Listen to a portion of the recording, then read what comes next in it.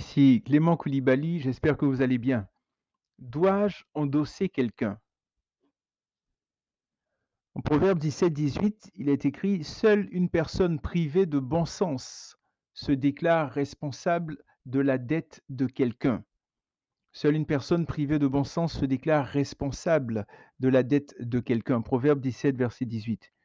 Avez-vous des dettes? Vous aimeriez certainement qu'elles soient totalement effacées, n'est-ce pas?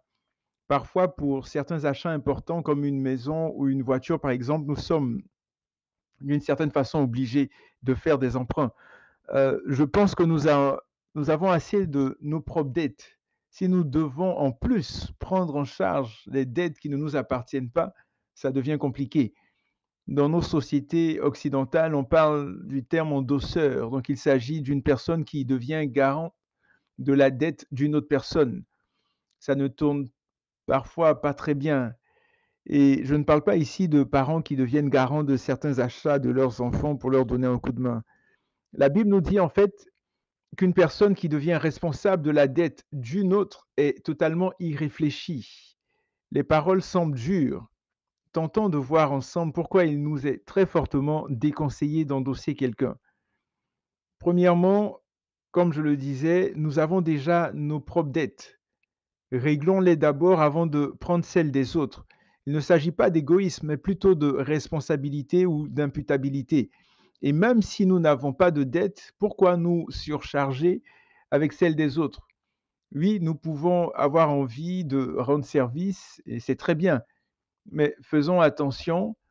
Donc, réglons nos affaires et les autres régleront les leurs.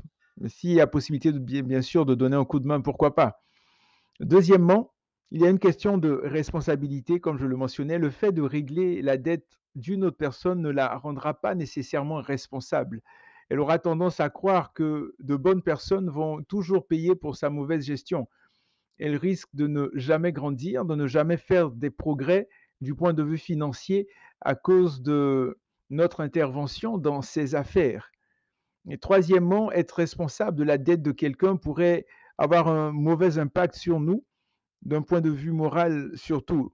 En fait, cela viendrait éventuellement gruger notre temps, notre joie, notre bonne humeur. Comme Jésus l'a dit, que chacun porte sa croix, que chacun gère ses affaires. Je ne veux pas avoir à porter deux croix à la fois. La mienne est déjà assez lourde, on se comprend. Quatrièmement, supposons en tant qu'endosseur, pour toutes sortes de raisons, la personne ne soit plus en mesure de payer sa dette.